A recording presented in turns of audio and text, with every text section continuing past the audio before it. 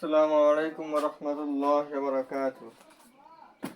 SSC 2026 batch আপনাদের উচ্চতর গণিতের যে অষ্টম অধ্যায় ত্রিকোণমিতি, এই টপিকের উপর আমি একটা ক্লাস নিছিলাম, বলছিলাম যে আর একটা ক্লাস নেব। তো সেই ক্লাসটাই আজকে মূলত নিয়ে আসলাম। আজকে আমাদের নেওয়ার কথা ছিল হচ্ছে বোর্ডে আসা বিগত বছরের বিভিন্ন ধরনের প্রশ্ন, মানে এই টপিকটা থেকে বিগত বছরে যে ধরনের প্রশ্ন আসতে দেখা গেছে ওইগুলো আমরা আসলে কিভাবে অতি সহজে সমাধান করতে পারি সেগুলোই আর কি আজকে একটু দেখব। তো প্রশ্নগুলো বের করি এবং আপনাদেরকে সমাধান দেওয়ার ট্রাই করি। এগুলো একদম সহজেই আমরা সলভ করব। খুব কঠিন কোনো কিছু আমাদের পরীক্ষায় আসে না। আমরা আসলে 8.3 খুব কঠিন মনে করি, বাট 8.3 কিন্তু কঠিন না, এগুলো আমাদের আসলে খুব সহজ। তো প্রথম যে প্রশ্নটা আপনাদেরকে আমি সলভ করে দেখাবো, এটা আমাদের আজকে যে প্রশ্নগুলো আমি দেখাবো প্রত্যেকটাই হচ্ছে আমাদের দাখিল পরীক্ষায় আসছে এরকম প্রশ্ন। দাখিল পরীক্ষা মানে হচ্ছে মাদ্রাসা বোর্ড। মাদ্রাসা বোর্ডের প্রশ্ন আমরা যদি একটা বোর্ডের প্রশ্ন যদি আমরা সলভ করতে পারি, তাহলে আমরা যে কোনো বোর্ডের প্রশ্ন কিন্তু সলভ করতে পারবো। তো দেখেন শুরু করি। প্রথম যে ম্যাথটা আপনাদেরকে আমি দেখাবো সেটা হচ্ছে cos -19π/3, cos -19π/3। আচ্ছা, এই প্রশ্নটা আমাদের সলভ করতে হবে, এটার মান কত সেটা আমার বের করতে হবে। তো এটা আমরা আসলে cos মাইনাস থেটা এটা আমরা বলতে পারি। cos মাইনাস থেটা এটা আমাদের অলওয়েজ আমরা সূক্ষ্মকোণ ধরবো সেটা বলছিলাম। তাহলে এটা যদি সূক্ষ্মকোণ হয় তাহলে এই মাইনাস থেটা এই কোণটা আমাদের অবশ্যই 4 নম্বর চতুর্ভাগে হয়। আর 4 নম্বর চতুর্ভাগের জন্য আমাদের কিন্তু এই cos theta, cos minus theta এটা কিন্তু cos থেটা হয়ে যায়। তার মানে আমরা এটাকে আমরা cos থেটা লিখতে পারি 19π/3। এইবার আমরা হচ্ছে ভাঙাবো, নিচে যেটা আছে এটার আদলে আমরা π/2 দিয়ে আমরা এটা ভাঙাবো। যেমন এটা আসলে আমাদের দেখেন ভাঙানোর বিষয়টা আপনারাও পারবেন। এখানে 3 এর সাথে কত গুণ করলে এই 19-এর উপরে আমার 19 আছে না, তো নিচে হচ্ছে আমার 3 এর সাথে কত গুণ করলে আমার উপরের কাছাকাছি হবে।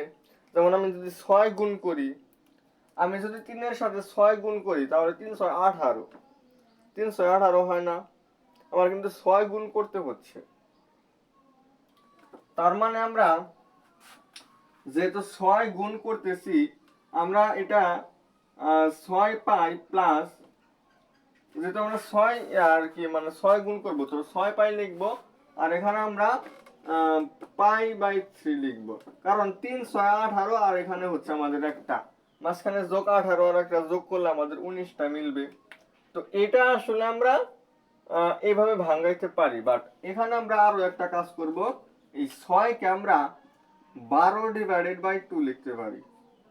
6 কে আমরা আবার ভাঙাইয়া 12/2 লিখতে পারি। আচ্ছা, যখন আমরা ভাঙাইলাম তখন আমাদের জিনিসটা কিন্তু সুন্দর হইল। এবার আমরা যে কাজটা করতে পারবো, দেখেন আমাদের যে π/2, এই π/2 এর সাথে কত আছে 12, 12 কিন্তু একটা জোড় সংখ্যা, তার মানে এখানে cos থাকবে এবং এখানে আমাদের এই π/3 বসবে। এরপর আমাদের একটা চিহ্ন বসাইতে হবে। তো এই 19π/3 মানে 90 এর 12 ঘর যাইতে হবে। তো এবং এর সাথে এটা আমরা যোগ করব, তাহলে আমরা ফাইনালি দেখতে পারবো এটা আমাদের প্রথম চতুর্ভাগে গেছে। আর প্রথম চতুর্ভাগে cos কিন্তু পজিটিভ, তো এখানে পজিটিভ চিহ্ন এটা না দিলেও চলবে। এখন cos π/3 মানে হচ্ছে 60 ডিগ্রি, cos 60 ডিগ্রির মান হচ্ছে হাফ। তো এটা আসলে আমাদের cos -19π/3, এটার মান হচ্ছে আমাদের 1/2। তো এরকম প্রশ্ন আমরা সামনে আরো পাবো, আমরা কিছু কিছু সলভ করতে করতেই আমরা দেখতে পারবো যে হ্যাঁ আমরা যে কোনো প্রশ্নই আসুক আমরা এখন পারতেছি। তো এই ছিল হচ্ছে আমাদের আজকের প্রথম ম্যাথ, যেটার অ্যান্সার হচ্ছে আমাদের 1/2।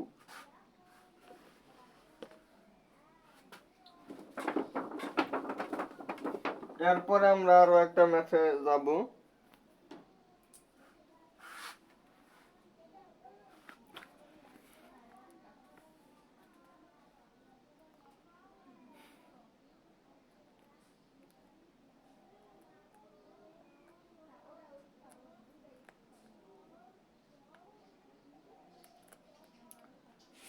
আচ্ছা,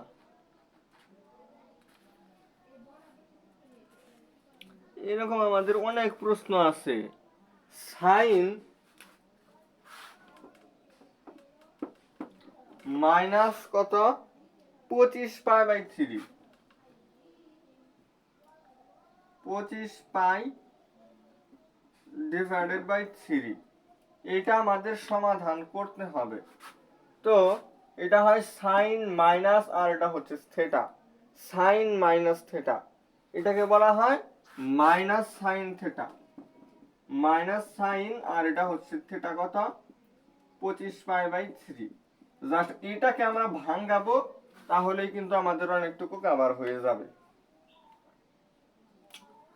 তো দেখেন ভাঙ্গাই 3 আর উপরে আছে 25, 3 এর সাথে কত গুণ করলে 25 এর কাছাকাছি হবে? অবশ্যই 8।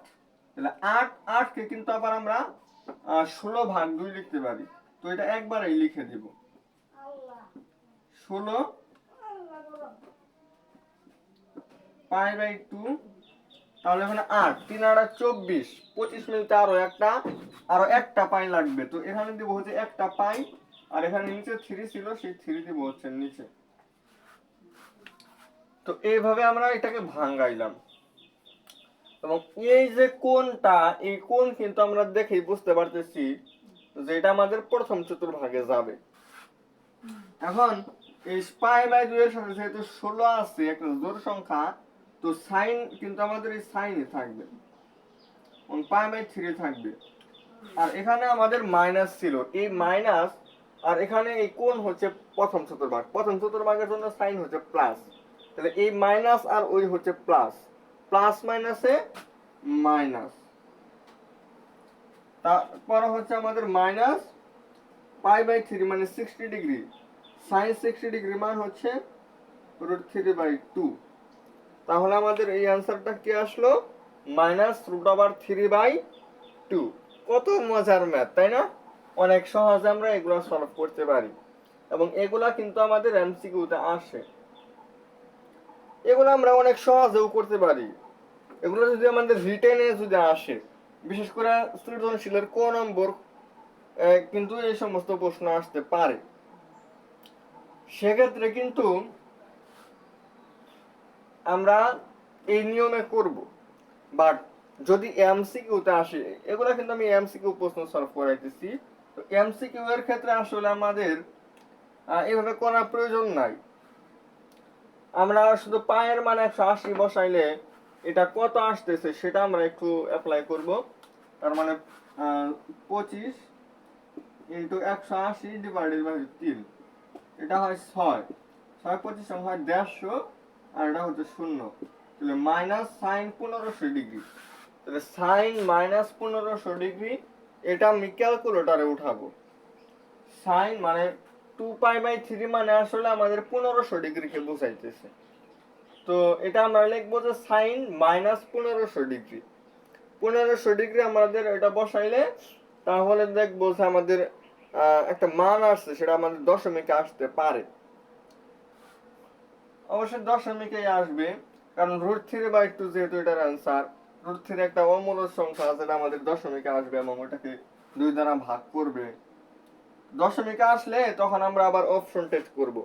তো দশমিকে সাপোজ একটা মান আসলো, তাহলে এটা আমাদের কোনটার সাথে মিলে সেটা আমরা একটু দেখব।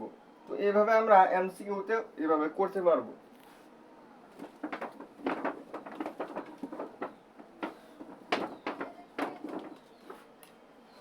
আচ্ছা, আমরা আর একটা এমসিকিউ সলভ করব, এরপর আমরা আরো ডিপে যাওয়ার ট্রাই করব।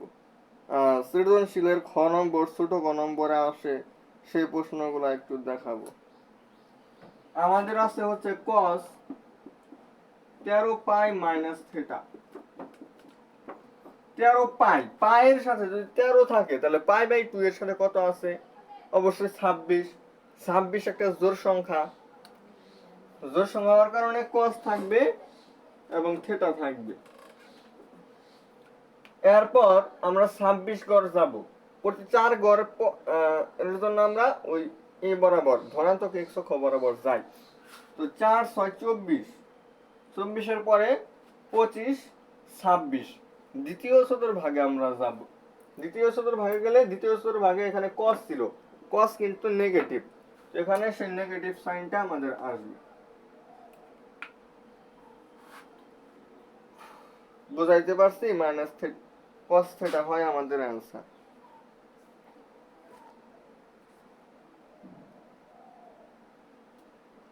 যদিও এখানে মাইনাস সাইন থিটা অ্যান্সার রাখছে, আমরা আরো একবার একটু দেখব। যেমন এটাকে আমরা ভাঙাইয়া cos 26 pi by 2 minus theta, দেখেন পাই বাই 2 এর সাথে কিন্তু জোড় সংখ্যা আছে, আর জোড় সংখ্যা থাকলে যে অনুপাত ওই অনুপাতই বসবে, তার মানে cos কিন্তু আমাদের এখানে অ্যান্সার আসে। বাট আপনাদের গাইডে এখানে দিছে হচ্ছে মাইনাস সাইন থিটা, এটা তারা একটু মিস্টেক করছে। এরকম মিস্টেক সবারই আসলে একটু একটু হয়ে থাকে, এটা আসলে আমাদের মেনে নিতে হবে। এমন মনে করা যাবে না যে তারা হচ্ছে পারে না, বিষয়টা এমন না, তারা পারে, তাও হুট করে এক সময় একটু প্রবলেম হয়ে যায়। এরপর আমরা যদি একটু সংক্ষিপ্ত প্রশ্নের দিকে আসি, সংক্ষিপ্ত প্রশ্নের মধ্যেও আমাদের এরকম জিনিসগুলোই দিবে, মানে 8.3 তো প্রবলেম, আমি যে প্রবলেমগুলো সলভ করাইলাম এগুলোর মধ্যে থেকেই আসবে, এবং থিটার মান আমাকে বের করতে বলতে পারে। যেমন এখানে tan থিটার মান, ওইটা এটা মনে হয় আমি গত দিনে দেখাইছিলাম, জাস্ট এটা আমি আজকে দেখাবো না। থিটার মান নির্ণয় আমি সামনে দেখাবো। তো ছোট প্রশ্ন আসলে এগুলোর মধ্যে থেকেই আসবে। এরপর আমরা সরাসরি চলে যাব সৃজনশীল সলভ করার জন্য। যেমন সৃজনশীলের একটা ক নম্বরের একটা প্রশ্ন এখানে আছে।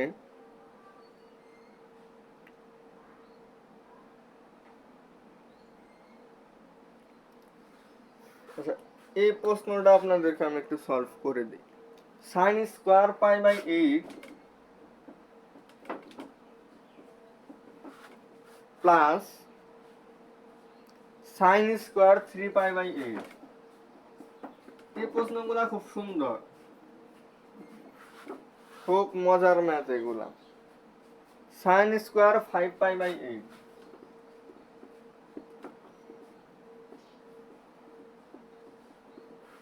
Plus sine square 7 pi by 8।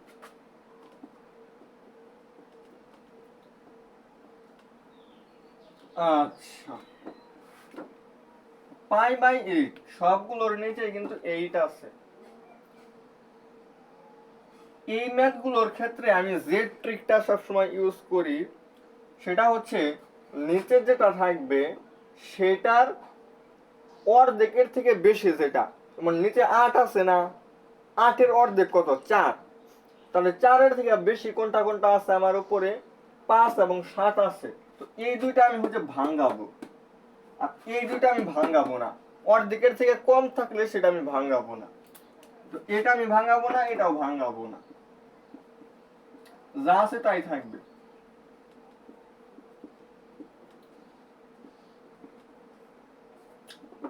Plus এই 5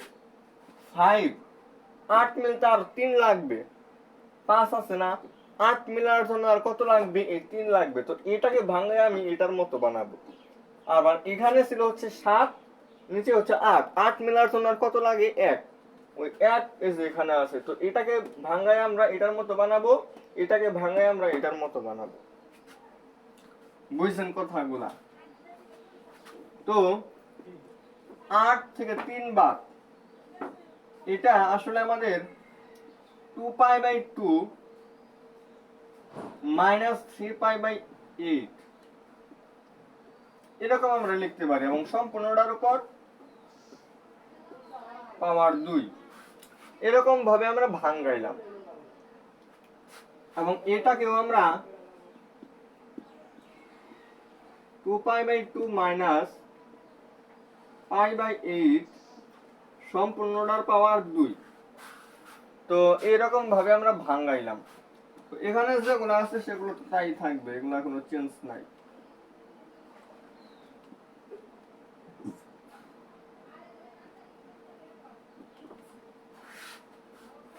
π/2, এই π/2 এর সাথে কি জোড় চিহ্ন আছে, 8 থেকে 3টা বাদ দিলে 5, 5π/8 জোড় সংখ্যা থাকার কারণে সাইন সাইনই থাকবে, এবং এটা সাইন 3π/8, আর উপরে স্কোয়ার আছে সেই স্কোয়ার দিব। এখানে চিহ্নের কোনো বিষয় খেয়াল করতে হবে না, কারণ এটা আমাদের চিহ্ন যদি এখানে মাইনাসও হয়, এই মাইনাস কিন্তু পাওয়ার 2 থাকার কারণে প্লাস হয়ে যাবে। তার মানে আমরা এটা সাইন স্কোয়ার 3π/8 আর এটাকে সাইন স্কোয়ার π/8 লিখতে পারি।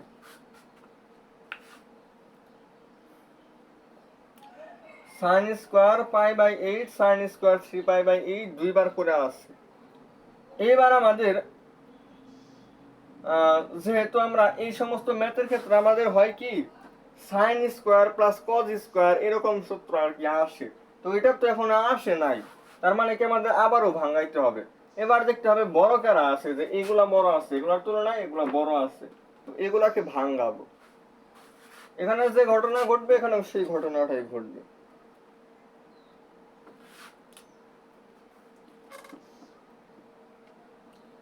সাইন স্কোয়ার π/8 এটা আসলে আমরা এটাকে আমরা কি লিখতে পারি, তখন আমরা যদি এটাকে π/2 প্লাস π/8 লিখি তাহলে কত হবে, 16, 8 আর 2 10,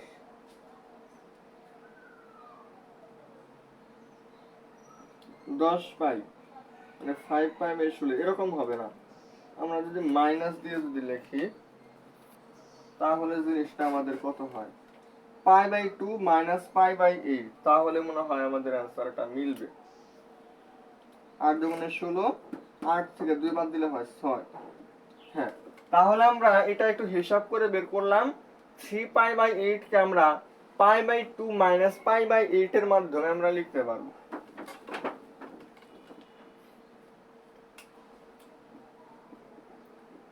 π/2 মাইনাস π/8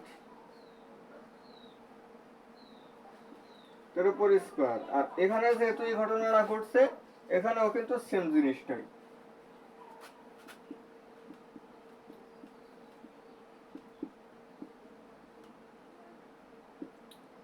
আর শেষে আমাদের হচ্ছে এটা যেটা আছে এটাই লিখবো।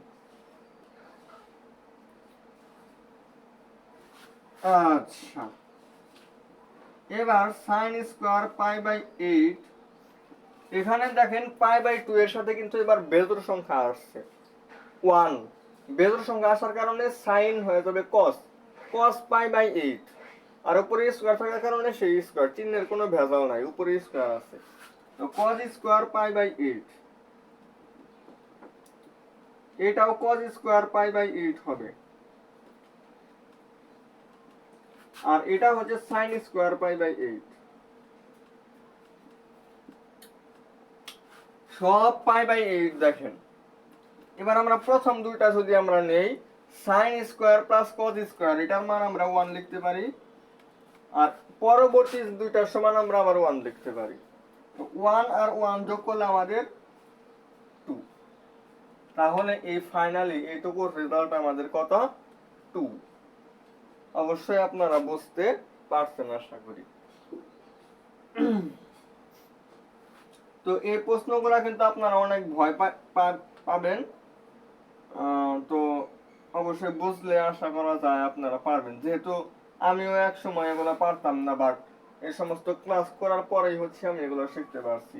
তো আমার এই ক্লাসটা আপনারা একবার থেকে দুইবার একটু মনোযোগ সহকারে দেখবেন, আশা করা যায় যে আপনারা অবশ্যই পারবেন।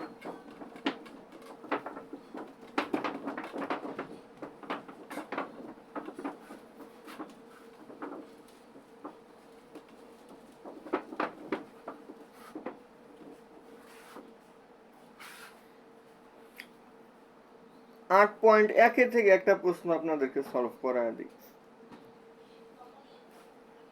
ঢাকা ও রাজশাহী পৃথিবীর কেন্দ্রে 3 ডিগ্রি 2 মিনিট 3 সেকেন্ড কোণ উৎপন্ন করে। তাহলে একটা কোণ দেওয়া আছে, মানে কি থিটার মান দেওয়া আছে। থিটার মান হচ্ছে 3 ডিগ্রি 2 মিনিট 3 সেকেন্ড। তো এটা আছে তো আমাদের ডিগ্রিতে দেওয়া আছে, আমরা এটা তো হিসাব করতে পারি না, এটা আমাদের রেডিয়ানে নিতে হবে। তো ডিগ্রি থেকে যে রেডিয়ানে নেওয়ার যে বিষয়টা, সেটা কিন্তু আপনারা অবশ্যই পারবেন আশা করি। তো এটাকে আপনারা রেডিয়ানে নেবেন। এন্ড হচ্ছে পৃথিবীর ব্যাসার্ধ দেওয়া আছে, মানে আর এর মান দেওয়া আছে 6440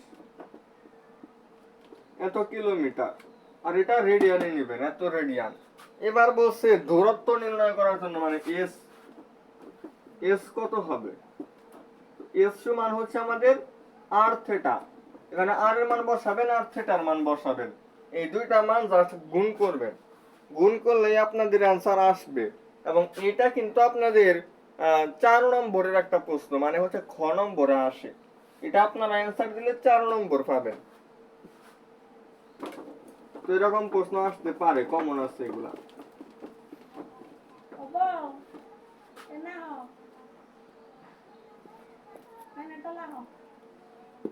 গ নম্বরে আমাদের এ সমান হচ্ছে সাইন থিটা। এ সমান সাইন থিটা দেওয়া আছে, বি সমান কস থিটা দেওয়া আছে।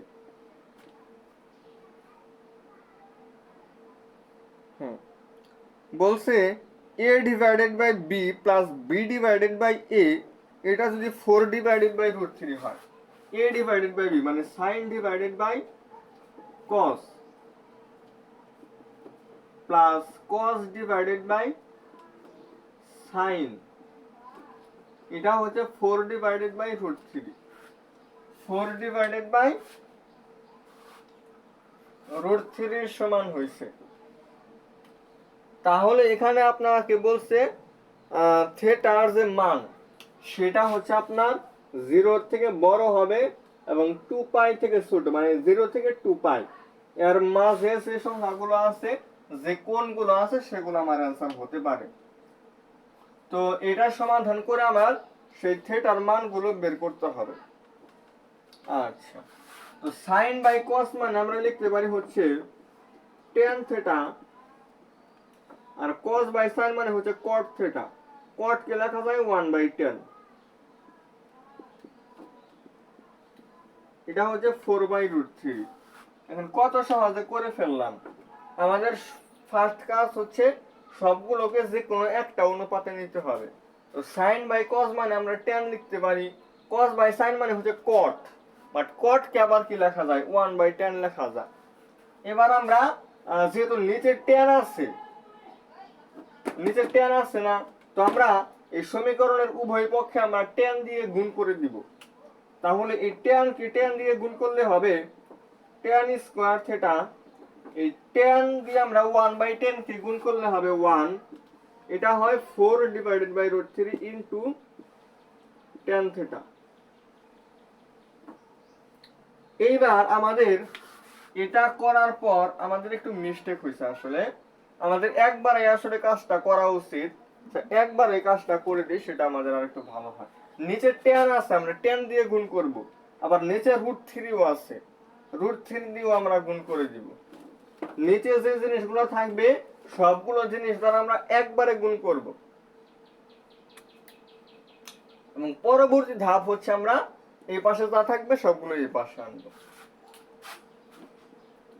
তো tan এবং √3, তো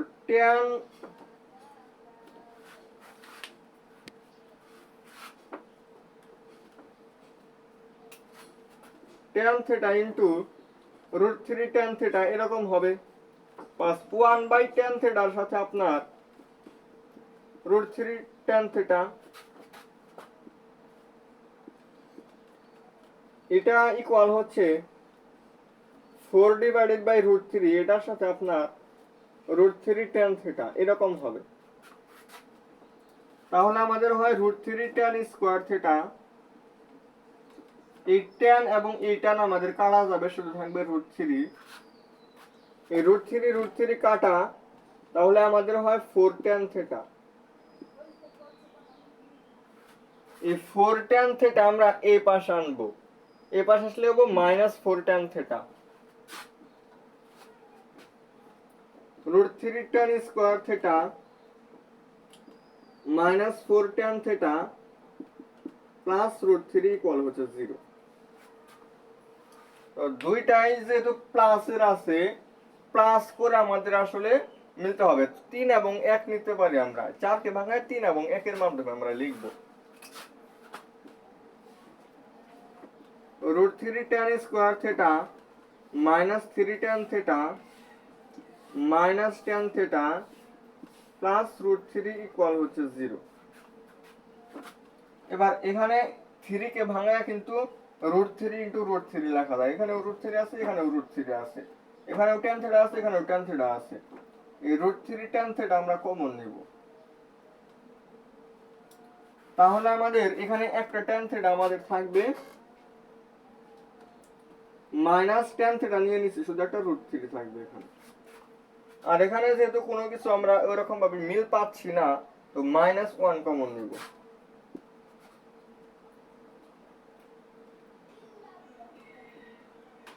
তো এই দুটা থেকে আমরা একবার নিতে পারি হচ্ছে tan থিটা -√3, আর হচ্ছে √3 tan থিটা -1 ইকুয়াল হচ্ছে 0। তাহলে এখানে দুইটা ফাংশন, যে দুইটা ফাংশনের গুণফল হচ্ছে আমাদের 0, তার মানে আমরা প্রথমে হচ্ছে আমরা হয় দিয়ে এটা সমান 0 লিখতে পারি, অথবা আমরা আবার কি করব, এটা সমান 0 লিখতে পারবো। তো ফার্স্ট হচ্ছে আমরা tan থিটা -√3 এটা সমান আমরা 0 লিখব, হয় tan থিটা -√3 এটা হচ্ছে আমার 0, tan থিটার মান হয় আমাদের √3, tan থিটার মান √3 কি একটা ধনাত্মক, ধনাত্মকের জন্য আমার কোন কোন চতুর্ভাগ আছে, ধনাত্মকের জন্য আমার হতে পারে tan থিটার মান ধনাত্মক হতে পারে প্রথম চতুর্ভাগে আর হচ্ছে 3 নম্বর চতুর্ভাগে। তো tan থিটার মান আমাদের এটা আমরা tan আসলে কত ডিগ্রি মান, √3 60 ডিগ্রি মানে π/3, আমরা থিটার মান π/3 লিখতে পারি। এটা হচ্ছে প্রথম চতুর্ভাগের জন্য আসলো, আবার তৃতীয় চতুর্ভাগের জন্য কত হবে π + π/3, তাহলে আমাদের আসে 4π/3। এটা হচ্ছে আমাদের tan থিটার মান, মানে থিটার মান কিন্তু অলরেডি দুইটা আসছে, π/3 এবং 4π/3। কার কার জন্য, এই যে tan থিটা -√3 এর জন্য। আবার হচ্ছে √3 tan থিটা -1, এটার জন্য আমাদের কি আসবে, √3 tan থিটা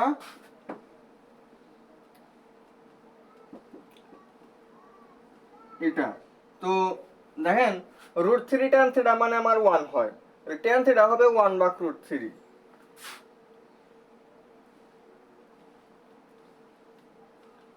তাহলে tan থিটা এটাও কিন্তু আমাদের ধনাত্মক আসতেছে, ধনাত্মকের জন্য প্রথম চতুর্ভাগ এবং 3 নম্বর চতুর্ভাগ। তো এখানে আমাদের আসলে এটা 30 ডিগ্রি মানে হচ্ছে π/6, তাহলে থিটার মান আমাদের π/6 আর হচ্ছে π + π/6, কারণ তৃতীয় চতুর্ভাগে ছিল π + থিটা, দ্বিতীয় চতুর্ভাগে ছিল π - থিটা, আর চতুর্থ চতুর্ভাগে ছিল 2π - থিটা। 6 আর একে হচ্ছে 7, 7 পাই বাই 6। তাহলে আমাদের অ্যান্সার গুলা কি কি? প্রথমে হচ্ছে আমাদের পাই ভাগ 3, এরপর হচ্ছে আমাদের 4 পাই ভাগ 3, 4 পাই ভাগ 3, এরপর হচ্ছে আমাদের পাই বাই 6, আর হচ্ছে 7 পাই বাই 6। তাহলে দেখেন আমরা কিন্তু আসলে এরকম অ্যান্সার আমরা আহ, অবশ্যই সম্মুখীন হই এগুলার, যে একটা ম্যাথের মধ্যে থিটার অনেকগুলো মান আমাদের আসছে, সেগুলো কিভাবে আসে। এই যে দেখেন 4টা আসছে এখানে আমাদের সমাধান। তো অবশ্যই আমরা এগুলো পারবো, জাস্ট চতুর্ভাগ আমরা হিসাব করব। এবং আমরা যখন এগুলো সমাধান করব, আমাদের একটা জিনিস মাথায় রাখতে হবে, যেমন এখানে সাইন এবং কস দুইটা অনুপাত আছে, যে কোনো একটা অনুপাতে আমাদের নিয়ে কাজ করতে হবে, দুইটা অনুপাত রাখা যাবে না। এবং এটা আমরা একটু মানে করছি, এটুকু করা যাবে না, বোঝানোর সুবিধার জন্য আমি এই লাইনটা করছি। জাস্ট নিচে √3 আছে এবং tan θ আছে, এগুলো না আমরা উভয় পক্ষে গুণ করে দিলেই জিনিসটা কভার হয়ে যায়। এবং এখানে এই পাশগুলো আসছে, আর এখানে তো যে মিডল ফ্যাক্টর করা হয়েছে, এগুলো আপনারা বুঝবেন। তো এরকম প্রবলেমগুলো কিন্তু আমাদের প্রতিনিয়ত সলভ করতে হবে।